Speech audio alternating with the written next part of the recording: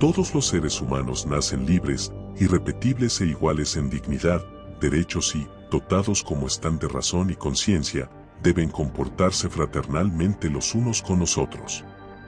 Reconociendo que, de conformidad con la Declaración Universal de Derechos Humanos, el ideal son seres humanos libres que disfrutan libres del miedo, la miseria, la felicidad y la riqueza. Esto solo puede lograrse si se crean las condiciones en las que todos puedan disfrutar de sus derechos económicos, sociales y culturales, así como de sus derechos civiles y derechos políticos. O así, es como se supone debería ser.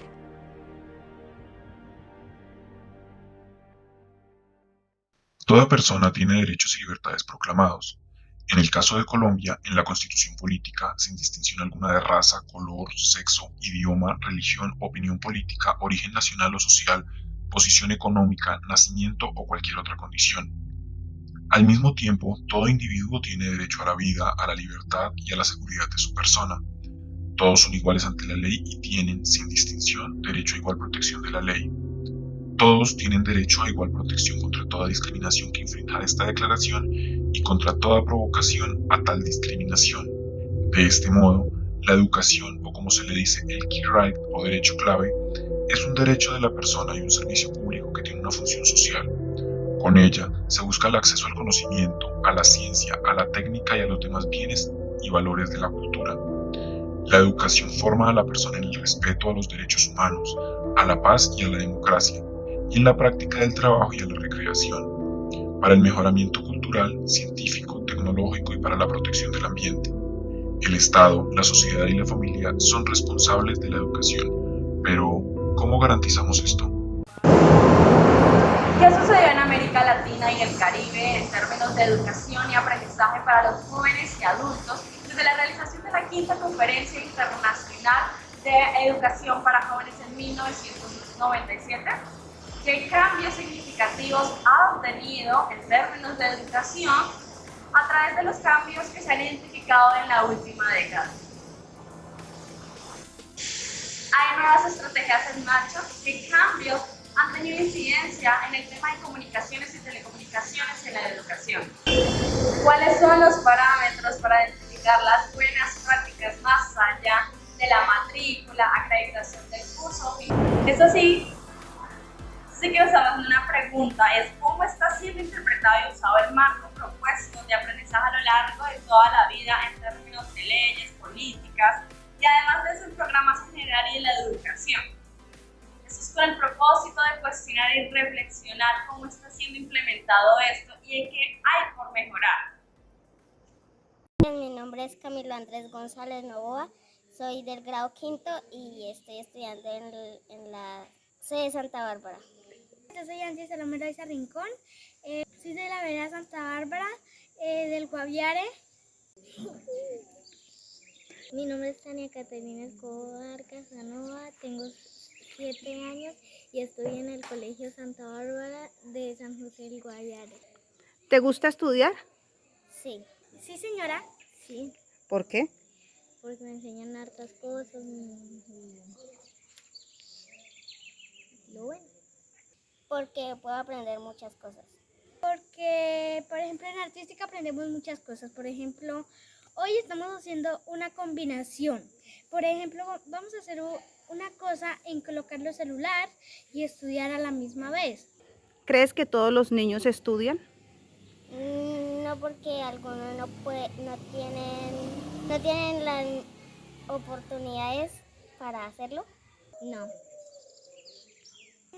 Bueno, no en realidad porque, en realidad sí todos los niños deben estudiar por su salud, pero algunos que no tienen dinero, por ejemplo los pobres, los papás trabajan mucho para que ellos puedan ingresar a la escuela y así sepan muchas cosas y aprender de los papás. ¿Qué es lo mejor de venir a estudiar? Que me pongan tareas y me encanta y me pongan sumas y restas. Que uno puede seguir aprendiendo y, por ejemplo, ser policía, enfermera e incluso doctora para uno alcanzar las metas. Y aprender y reunirme con los compañeros. ¿Qué es lo que no te gusta de estudiar? Por ejemplo, a veces la profe nos coloca mucho que copiar y hacer esas cosas. Nada. Que no hay clase o que yo Ok, llueve. ¿Qué le cambiarías a la escuela? idea buena y ¿Pero qué le cambiaría a la escuela? los mates. Las mates. El piso por donde caminamos, por ejemplo, para ir al baño, porque el piso es en tierra, sería mejor que lo pavimentaran, porque nos podemos embarrar los zapatos y algunas veces nos caemos y nos ensuciamos para volver al salón. Nada, porque a mí me gusta la escuela así tal y como es. Gracias, Angie. Gracias. Gracias, Tania. Mi nombre es Luz Casanova, madre de familia. Buenos días, mi nombre es Marta Cecilia Novoa. ¿Cuántos hijos tiene estudiando? 5 niños. 2. ¿Y cree que es una educación de calidad o más bien no tan buena? Sí, es buena. No, buena calidad. ¿Usted tuvo las mismas oportunidades de estudiar que sus hijos? No, señora, ¿Por qué? porque en ese tiempo no teníamos los recursos que tenemos hoy en día. No, ¿Por qué? por la situación económica de mis padres. ¿Qué dificultades se encuentra a la hora de que sus hijos vayan a la escuela? Los medios de transporte.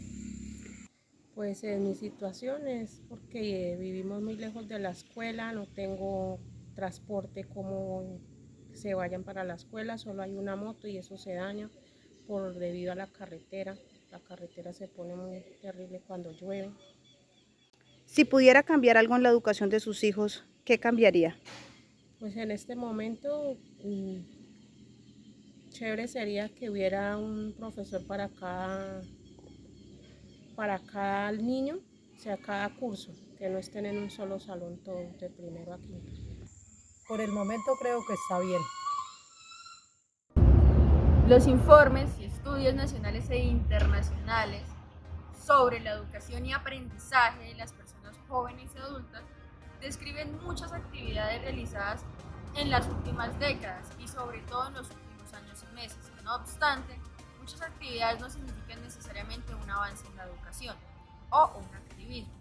Es así como el activismo sigue siendo característico de la educación y aprendizaje de las personas jóvenes y adultas como resultado de su débil institucionalidad y sus consecuencias débiles en muchos ámbitos. Entre ellos encontramos la planificación, la coordinación, seguimiento, sistematización, investigación, evaluación, retroalimentación, entre otros. El hecho de que los países reincidan de tanto en tanto punto, una y otra vez en su empeño de erradicación del analfabetismo o de la reducción, pone en manifiesto la historia de una discontinuidad y de políticas no pensadas para enfrentar las necesidades básicas de aprendizaje de las personas adultas en un momento integral. Ciertamente podemos identificar avances, pero casi cualquier avance es insurgente para que esto sea una evolución constante en el ámbito educativo. La Iniciativa Mundial de Educación para Todos, coordinada por la UNESCO, ha relegado siempre la necesidad de aprendizajes para jóvenes y adultos desde sus inicios en 1990. Los informes de seguimiento de la educación para todos en el mundo desde el 2003 han reconocido anualmente un descuido. No obstante, reconocerlo no ha llevado a que esto se erradique. El informe del 2009, lanzado en noviembre del 2008, y su diseminación mundial coinciden con que en la sexta Conferencia Internacional de Educación para el Adulto siguió dejando de lado la educación y aprendizaje de las personas jóvenes y adultas, no considerando la importancia estratégica para lograrlo, sino en la educación para todos del 2015. Mi nombre es Magali Zulay Gómez Urrego, soy de la institución educativa Cerritos y estoy en el grado 10º. Mi nombre es Daniela Urrego, soy de la institución educativa Cerrito y estoy en el grado 10º. ¿Cuál es tu mayor sueño? Mi mayor sueño es poder ser una profesional e independizarme. Mi mayor sueño es ser una gran profesional, tener mi propia familia y ser independiente. ¿Cree que estudiar es necesario o garantiza un futuro? Sí, porque si no, no tendremos una mejor calidad de vida. Para mí estudiar es muy importante porque desde temprana edad creamos un proyecto de vida. ¿Qué cambiaría el colegio donde estudia? Le inculcaría a los estudiantes a tener un poquito más de responsabilidad. Pues primero que todo, cambiaría que los estudiantes tuvieran más sentido de pertenencia. ¿Qué dificultades ha tenido a la hora de acceder a los estudios? Que últimamente le doy más importancia a otras cosas que al estudio. Pues en los últimos 2 años he tenido mucha pereza al estudio, pero las he podido superar. ¿Cree que todo lo que aprende es importante o más bien hay unas cosas que no son necesarias? Pues para mí todo es importante, así estudiemos una carrera o no la estudiemos, porque todo lo que nos enseñan algún día lo necesitaremos. Para mí todo lo que aprendemos y lo que vamos a aprender es muy importante para más adelante. El día de hoy nos encontramos en la Universidad Cooperativa con unas personas quienes nos van a responder unas preguntas. Primera pregunta, ¿qué tan difícil fue para usted acceder a la educación? Hola a todos, fue complicado primero porque temas económicos, conseguir la plata para la matrícula y para el primer semestre. Pues fue complicado porque pues un semestre es caro y pues para buscar semestre cada medio año es complicado. Fue extremadamente difícil porque no contaba con los recursos. ¿Cree que esa educación lo trajo hasta aquí donde está ahora o fue más bien por su cuenta? Creo que fue de las dos partes, porque si uno pone de sí mismo y la educación, entonces llegamos a la educación. Pues por mi cuenta. Siento que fue más por mi cuenta, por mérito propio, de decir quiero estudiar. ¿Usted cree que la educación garantiza un buen futuro? Sí, creo que el conocimiento y la educación te hace llegar muy lejos. La verdad sí, porque el que tiene su título pues le va mejor en cuestión laboral. Pues en estos tiempos sí, porque para un futuro y un trabajo se necesita educación. ¿Considera que la cobertura de educación en el país es completa? No, porque en los lugares que no hay acceso o que no se reconoce no hay educación. Sí, la verdad sí. No, hay muchas falencias, muchos vacíos en la educación. ¿Qué cree usted que el gobierno debería cambiar para acceder a la educación? Siento que hay que cambiar desde la parte más arriba, desde el ministro de Educación en adelante, para que las personas puedan tener más acceso a la educación y a una educación que valga la pena. Pues que economice las universidades o le den más acceso a las personas a universidades públicas. Creo que le debería dar importancia a todos los lugares, no solo a los más visitados. Muchas gracias, Charik. Educadores, tomadores de decisiones o agencias internacionales coinciden a menudo en la ilusión de modelos capaces de dar pistas para el buen hacer en diferentes contextos. A esa demanda vienen respondiendo los organismos internacionales vinculados al campo educativo. Existen numerosos inventarios de buenas prácticas recopiladas en publicaciones impresas y en Internet, organizadas por temas y por países o regiones. Algunas experiencias se repiten en todos lados, son también las que suelen estar en los informes nacionales e internacionales. Al inicio eran sobre todo experiencias vinculadas a la formación educacional. Cada vez más, los bancos de buenas prácticas se emplean en la educación no formal y a la de jóvenes y adultos. No obstante, persiste una grave limitación. En la mayoría de los casos no se explica cómo y con qué criterios se ha definido como buenas las prácticas elegidas. En general, dicha elección se basa en las categorías convencionales como la matrícula, cobertura, número de participantes, culminación del curso o programa, acreditación, etc. Y en aspectos subjetivos que no son fácilmente verificables. No siempre las buenas prácticas aparecen sustentadas en alguna evaluación cuantitativa o cualitativa.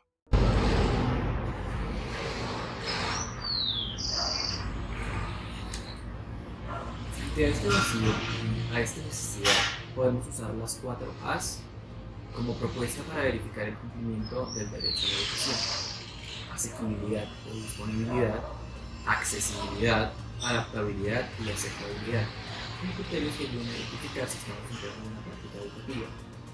Las 4 A's fueron adoptadas en 1966 en el Pacto Internacional de Derechos Económicos, Sociales y Culturales como categorías universales para establecer el cumplimiento del derecho a la educación.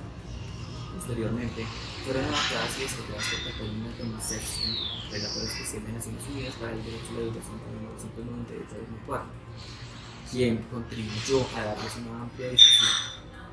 Las 4 A's se han centrado básicamente en la educación de niños, niñas y en el sistema escolar, No obstante, la aplicación del pacto expresamente establecía que la educación en todas sus formas y en todos los niveles debe estar, debe tener o debe estar dentro de estas 4 características interrelacionadas.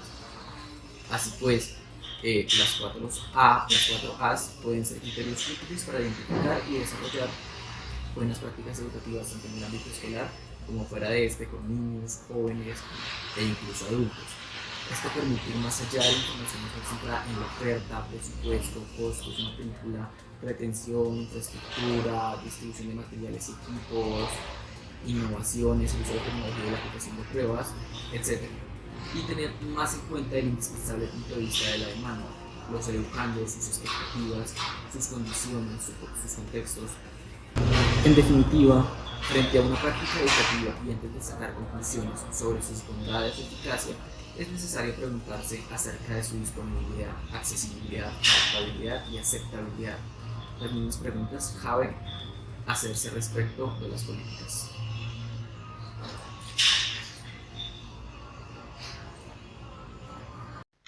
La disponibilidad es el nivel básico, con el que a menudo se dan por satisfechos los responsables gubernamentales y la propia ciudadanía.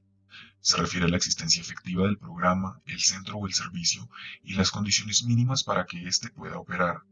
Muchas veces está la necesidad y la demanda, pero no está la oferta educativa que corresponda a dicha necesidad. No existe la guardería, el centro infantil, la escuela, el colegio, el centro comunitario, el taller, la biblioteca, etc., para satisfacer la demanda de la población.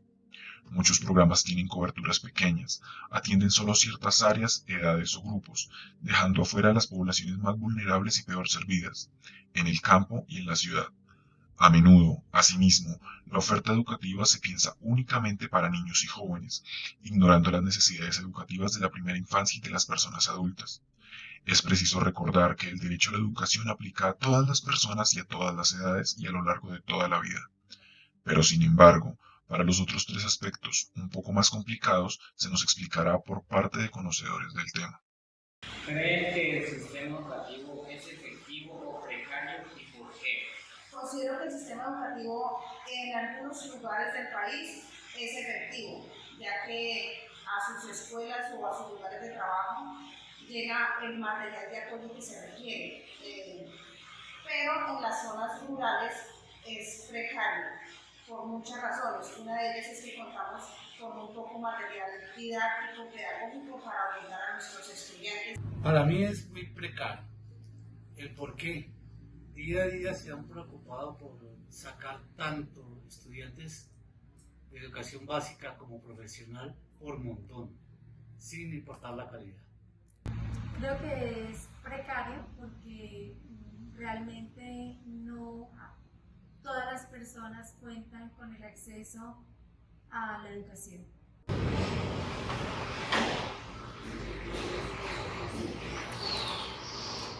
No todo lo disponible es accesible. Por eso, la importancia de asegurar y demandar la accesibilidad, nuestra segunda A. Para ello, este punto se divide en 3 factores de accesibilidad que van de la siguiente manera. En primer lugar, tenemos la accesibilidad económica, que es que el derecho a la educación implica gratuidad, por el simple hecho de que no todos tenemos la misma condición económica. La segunda es la accesibilidad física, por ejemplo, horarios adecuados, así como la posibilidad de acceder al lugar donde se realiza la actividad, distancia del hogar o del lugar de trabajo, caminos transitables, condiciones de seguridad, previsiones para las personas con movilidad restringida, etc. Y a los medios necesarios cuando se trata de una oferta de educación a distancia o de aprendizaje informal, como radio, televisión o internet. La tercera de nuestras accesibilidades es la accesibilidad curricular y pedagógica. Nuestros participantes deben comprender y manejar los contenidos y métodos propuestos, los instrumentos de evaluación, las tecnologías utilizadas en enseñanza, etc. Muchas ofertas educativas no pueden aprovecharse porque sus condiciones de acceso no lo permiten.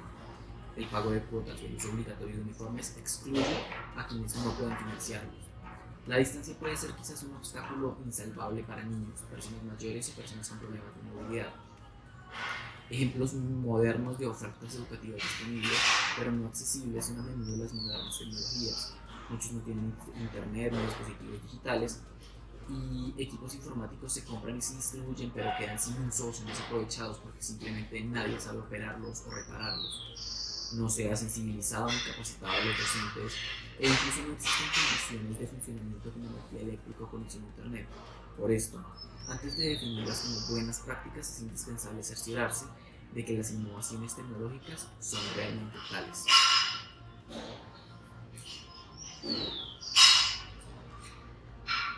¿Qué ha evidenciado en su vida laboral que debe mejorar en cuanto al sistema educativo? He evidenciado el mal pago a los educadores para que entreguen sus conocimientos. Considero que mi vida laboral debería mejorar de pronto capacitarme más, capacitarme para poder brindar a mis estudiantes de primaria un mejor desempeño y oportunidades para aprovechar el espacio. Tengo 21 estudiantes de preescolar a quinto y todos están dentro de la misma aula. Entonces debería capacitarme más como en cómo mejorar estos espacios de apoyo a sociedades y acelerados escolares. Tenga mayor accesibilidad a toda la población colombiana. Hay que especificar que no todo lo que está disponible y es accesible es relevante o pertinente para quien está destinado. Así pasamos a la tercera A, siendo esta la adaptabilidad. La oferta educativa debe adaptarse a las realidades, expectativas, intereses y posibilidades de los educados en cada caso. Es decir, la institución educativa debe adaptarse para las cantidades de personas que están dispuestas para que ellas puedan acceder a la educación. La mayoría de personas y familias se contenta con que la educación esté disponible y sea accesible, sin asumir que el derecho a la educación incluye derecho a una buena educación, a un buen desarrollo de la personalidad, a un buen entorno, a una dignidad. Esto siendo pertinente, relevante y de calidad también.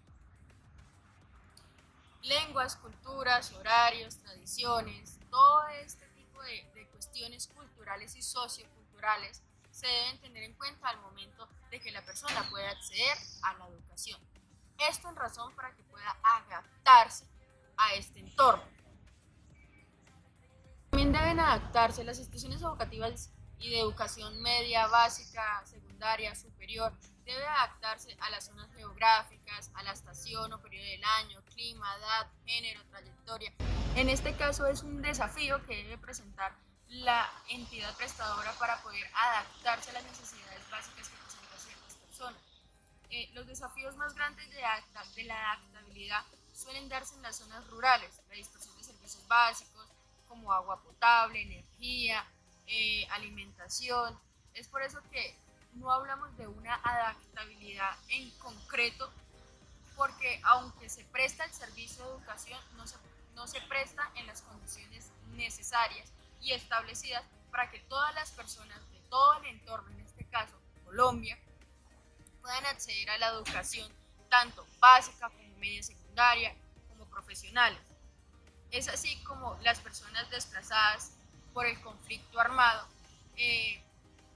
no pueden llevar una educación continua, ya que eventos dispersos hacen que sea casi que imposible acceder a este derecho por parte de ellos. También la combinación de varias de estas características hace que sea muy complicado la atención por parte de la entidad prestadora del servicio. ¿Conoce alguna política o ley que le parezca haga efectivo el derecho a la educación? Realmente no la conozco. La ley 1290, que es la de evaluación, pues está garantizando que los procesos se cumplan, los aprendizajes se lleven a cabo. Y la ley 115, que está en la Ley General de Educación, que debe garantizar que todos los niños, niñas y adolescentes se presenten al servicio educativo para mejorar su proyecto de vida o tengan un excelente futuro. La aceptabilidad en la educación es como la última A, porque hay que tener una relevancia que es para qué y una pertinencia que es para quién. Muchos jóvenes, la educación o las instituciones educativas representan un espacio diferente desde el que pueden huir de sus hogares, ya sean por maltratos físicos o psicológicos o por la cotidianidad. Pero Más allá de eso es desarrollar habilidades beneficiosas o potenciales beneficiosos más allá del tema de una prueba o de calificaciones o indicadores que los manifiestan como buenos estudiantes. También hay que tener de relevancia es la satisfacción, y esto se mide no por puntajes, sino por temas como la autoestima, alejarse de temas de depresión y sentirse a gusto con las instalaciones y lo que oferta una institución educativa. Por ende, hay que realizar programas, políticas que incentiven este tipo de formación más allá de lo que tradicionalmente se lleva llevando. Por esto es preocupante y es necesario hacer un enfoque diferencial para poder llevar este tipo de programas a una educación mucho más transformadora y beneficiosa para todos. Desde su vocación, ¿qué ha hecho para mejorar la situación educativa? Tratar de capacitar de la mejor forma al estudiante para que tenga un buen desarrollo tanto personal como profesional. Pues en la zona rural donde trabajo, lo que he logrado hacer para mejorar la educación es lograr que aquellos niños que están en vulnerabilidad puedan acercarse a la escuela, que la escuela sea un lugar agradable, o sea, del cual no se quieran ir. En el área que yo me desempeño, he tenido la posibilidad de contar con diferentes practicantes de diferentes programas, y esto me ha permitido compartir con ellos y de alguna manera hacer que sean grandes profesionales en la carrera que se están formando. Las nuevas amenazas planteadas por la combinación de las diversas crisis mundiales, alimentaria, energética, medioambiental o financiera, agravan el escenario regional y la situación de las personas de bajos recursos en particular, poniendo nuevas y más urgentes demandas y desafíos al campo de la educación de adultos. La información, la comunicación, la educación y el aprendizaje pueden hoy contribuir a hacer la diferencia entre la vida o la muerte, la esperanza o la desesperanza. Para millones de familias cuyos derechos básicos siguen siendo negados, incluido el acceso a una educación gratuita, relevante y de calidad a lo largo de toda la vida como instrumento de emancipación y de transformación deliberada de una realidad que continúa degradando la vida y el potencial de desarrollo de millones de personas en el mundo entero.